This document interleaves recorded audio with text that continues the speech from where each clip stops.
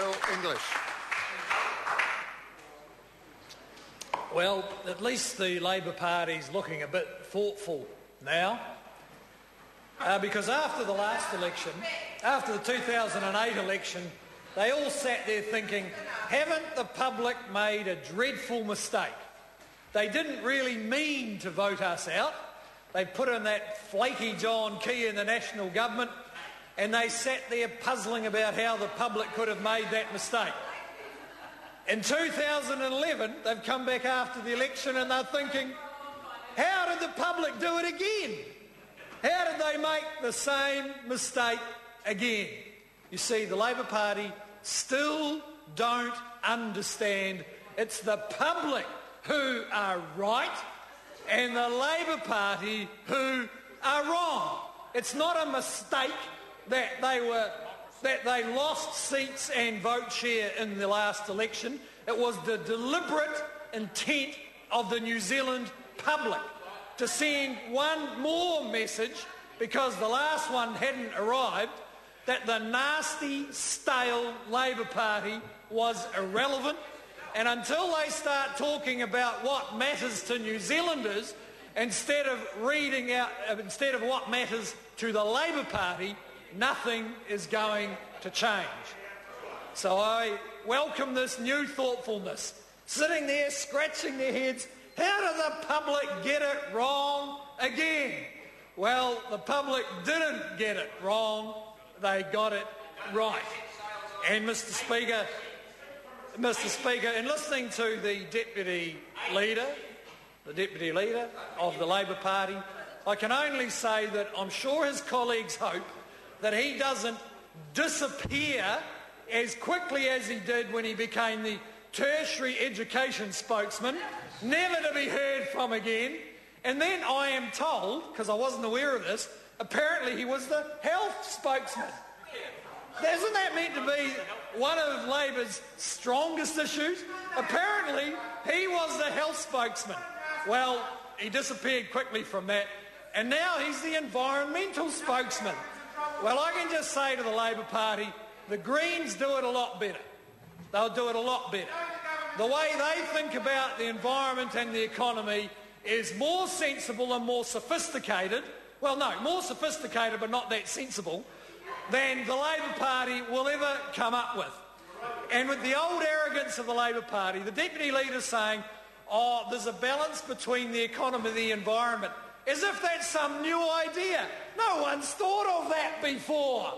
Well, Mr. Speaker, if he comes to my electorate, to people who would never think of voting Labor but vote National, they're spending hundreds of thousands of dollars of their own money finding exactly that balance, changing their farming practice, trying to find that balance. But they know what Labor means when they say a balance between the environment and the economy.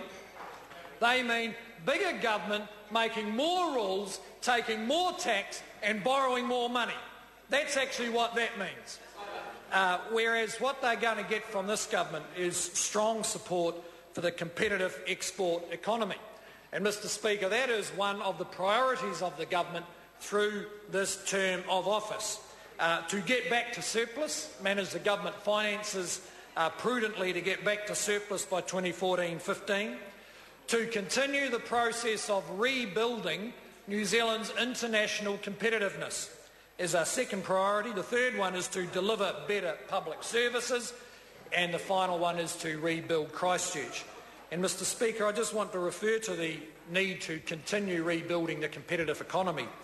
I think few New Zealanders still understand just how damaging the custodianship of the previous Labor government was, and to be fair, they were part of a movement across developed economies around the world, where our export sector actually shrank in the first decade of this century. Even though the world economy was growing faster than ever, our ability to earn income by selling to that world actually shrank. However, our ability to spend what we weren't earning grew fantastically well. And the gap, of course, was filled by borrowing. So a more competitive economy has to be about the movement of resources, that's people and capital, into the tradable sector. We want to see in the next 5 years something we didn't see in the last 10 years, and that's job growth in the export sector. Job growth in the export sector. Today there's hardly any more jobs in the export sector than there were 10 years ago. So very little of the job growth of the last 10 years actually occurred in the income earning side of our economy. The prospects for that are pretty good as long as government gets behind and pushes hard. And those prospects are good because the markets into which we are selling increasingly are growing reasonably fast. And our export sector has become remarkably resilient. And in this context, I want to pay a particular tribute to the manufacturing sector, which in recent years continued to grow when, for instance, the Australian manufacturing sector has been shrinking. And that's because they've worked out how to be adept, fast-moving, adaptable organisations, finding their niche in a very competitive world. So, Mr. Speaker, the government will be focusing on this rebalancing of the economy. The sources of growth over the next few years, I think, are reasonably clear now. Continued high export prices. Those export prices are as high as they have been actually since the late 60s. And if those prices can hold up even somewhere near where they are now, that will continue to add wealth and jobs to the New Zealand economy. Another source of growth will be the Christchurch rebuild. There's roughly $20 billion that needs to be spent in Christchurch. Only $2 billion has been spent so far. And it's already having an impact on New Zealanders' incomes. We see in the labour market figures coming out today, the growth in construction wages in Christchurch of around 8% in the last year, well ahead, more than double the average wage increase across the rest of the economy. Of course, we'll have to watch out for inflationary effects of a wage blowout, but there will be thousands of new jobs, huge investment going on in Christchurch, and whatever discussions they might be having among themselves about their local council, they have shown remarkable resilience and persistence about the recovery of that city. Mr. Speaker, I just want to make a few remarks about another of the government's objectives, and that is to deliver better public services. I think the public service is now understood that there is not just a passing phase of fiscal restraint, it's now permanent. That they will never go back to the days they enjoyed in the first decade of the century when, because of the economic situation, they had money pouring in the door. And I want to pay tribute here to the leadership of the public service. They have, this is the across the government departments, got to grips with the new reality, worked with the government through a considered process of getting ready for significant change. Some of them have already executed significant change. Almost all of them are planning significant change in the delivery of public services. The government will be focusing very strongly on ensuring that the service to the public is the same or better as we reduce the costs of delivering that service.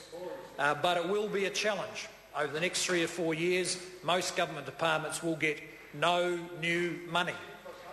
So we wouldn't want to underestimate the challenges and the discussion, the vigorous discussion, I'm sure, is going to flow from the government's ambition to deliver better public services despite the fact that the budget is very tight. Mr. Speaker, the Prime Minister set out the objectives for the government in his State of the Nation speech.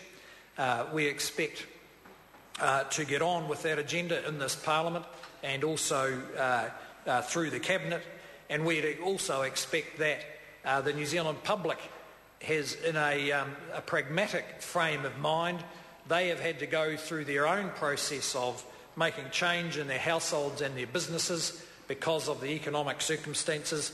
They can look forward to reasonable and moderate growth over the next few years, the opportunity for wage increases at better incomes, where many of them haven't had wage increases in recent years, and a government that is strongly supportive of their aspirations and willing to do the hard work now necessary to fulfil those aspirations in a world where it's become a lot more difficult than it was in the last 10 years.